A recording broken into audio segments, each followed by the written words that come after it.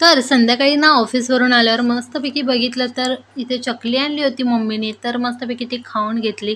खाल्ली तर खरी, पण दुखतात माझे दाढ. मग काय म्हटलं चावत नव्हती तरी खाल्ली, कारण भूक लागली होती. ऑफिसवरून आल्यावर ना मला खूप भूक लागते.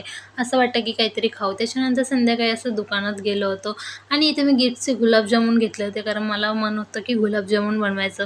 त्याच्यानंतर मार्केटमध्ये आल्यावरच, दुकानात वगैरे आल्यावरच समजतं की आपल्याला काय काय पाहिजे, घरी काय काय संपलंय.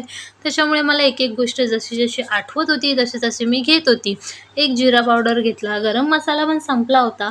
तो तर बनवायचा एकदा स्टॉकमध्ये, पण आता सध्यासाठी मी एक पॅकेट घेतला. मग असंच ना तुमच्यासोबत पण असं होतं का?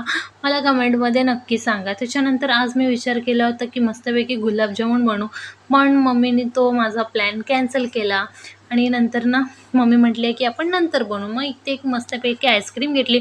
म्हटली ही जरा राहू दे, आपण जरा दुसरा फ्लेवर ट्राय करू. मग नंतर ही आईस्क्रीम घेतली आणि मला घरी येईपर्यंत ना जरा पण पेशन्स नाहीत. मी लगेच म्हणजे लगेच तिथे फोडून ना टेस्ट केली. पण खरं सांगते, दिसायला जेवढी हे आहे ना, छान दिसते ना, तेवढी टेस्टमध्ये एवढी बकवास होती ना, मला असं वाटत होतं की मी ही का घेतली?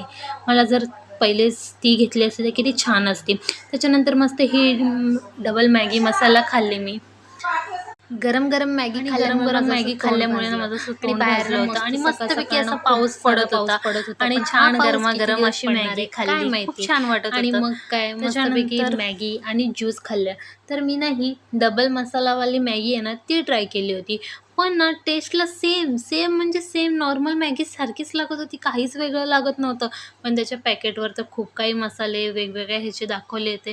पण रिअलमध्ये टेस्टमध्ये असं काहीच नव्हतं. त्याच्यानंतर मस्त असं ज्यूस वगैरे पिला आणि सकाळी ना मला असा नाश्ता वगैरे करायला जास्त काही वेळ नाही भेटत, पण मी वेळ काढून मस्त असा नाश्ता करते. त्याच्यानंतर मी ऑफिसला जायची तयारी केली आणि मस्त पावसातून मस्त मस्त भिजत भिजत कामावर गेले. बाय.